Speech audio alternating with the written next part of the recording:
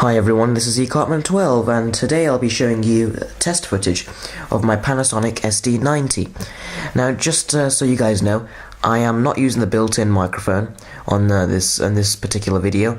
I'm using the Sony clone microphone that I showed you in the unboxing video.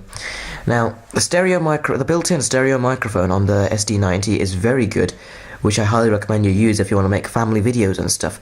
But for sort of video reviews and videos like what I'm doing right now, the Sony clone microphone is perfectly suitable. Now, what I wanted to do was to show you a little bit of a test, see how this focuses in. Because as you can see, it's focused in to the HTC Desire S. Now, normally what used to happen, that I'm normally used to, when I used to have my Kodak PlaySport ZX5, is that normally I had to always switch it between auto and macro focus mode. I hated that, because auto mode would not always autofocus, I'd bring something closer to the screen. Therefore, it's like I have to always plan ahead of time, what am I going to be using, macro or autofocus mode.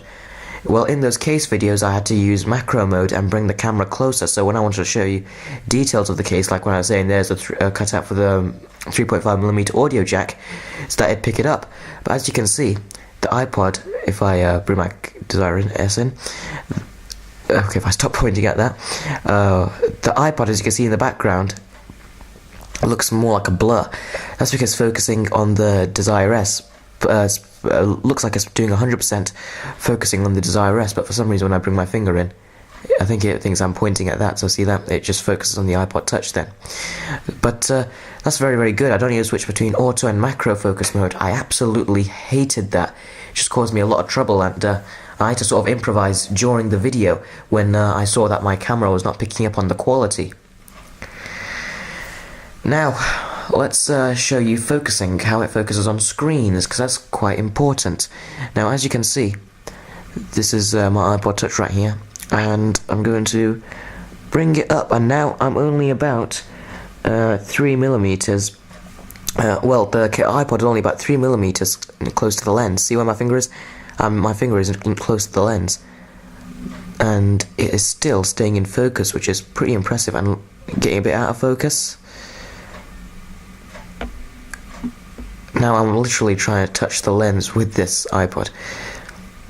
As you can see, it does go out of focus a little bit, but I'm just very, very slightly, you could say like an inch, or less than an inch away from the lens with my iPod Touch, and it's still staying in focus now. It doesn't go all the way in, but this is more than acceptable right here. Barely an inch away from the lens, and it's still being able to pick up all of this, be able to pick up all of this detail on the screen, which is pretty nice. And then it focuses back onto everything pretty much straight away. Now, let's swipe that on. Now, let's zoom in. And that's something I like about this. I used to avoid using the digital zoom on my Kodak PlaySport, because that could not improve the quality. That would just make it look worse and a lot more pixelated. So I'm glad that I've got optical zoom now, so I can use it on this. And it's really, really helpful. And a weird thing what my camera is doing right now is using these applications, and it's putting boxes around them, including the OnLive one. It's putting boxes around them because it thinks that it's a face. It thinks it's using face recognition on that, but really that's just a application, a little picture with text. So I'm really liking this camera so far. This is auto white balance. I have been doing some white balancing tests, but the auto white balance at times can choose the better option, whereas sometimes it doesn't choose the best option and you have to manually change it yourself. But this time when I put the camera, or when I put these two in place for my recording, it set the white balance perfectly. So let me know what you think, guys, of the picture and audio quality. Please keep in mind that this is the Sony clone stereo microphone. In one of my future videos I will use the internal microphone on the Panasonic SD90, but right now you're hearing the sound quality from the Sony clone microphone. Sound off below, what do you think of the picture and sound quality? I am going to be getting some studio lights, that is a definite. I'm definitely going to be getting some studio lights, since there is a hot shoe that comes with the Panasonic SD90, and you can stick a sort of flash or studio light onto this, and that will definitely improve the quality. Now, let me just have a quick test right here. Let's go into the flashlight app. And now the flashlight, which I'll show you first, if you tap one, it's got this one level, as you can see right here. Tap it again, 2 levels, tap it again, 3. Now let's see, this is only one LED right here, as you can see.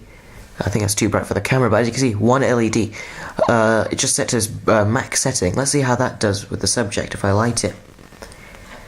Well, obviously not going to be as good as these proper studio lights, but I still think that is a pretty good achievement.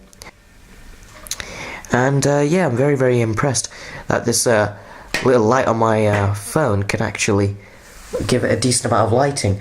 So this just gives you a quick sort of idea that you don't need to spend too much money on lighting. If you're the type that can't afford lighting or hasn't got room for studio lights in the house, then you could use, if you have a phone or something like that with a flash, you can use this. Now look, this is without the flash. This is with the flash. Without, with. I think that's pretty good. But anyway, that's enough of me going on. Please post some comments and let me know what you think of the picture and audio quality. I'm going to sign off now. Thank you very much for watching, and I'll see you all in the next video.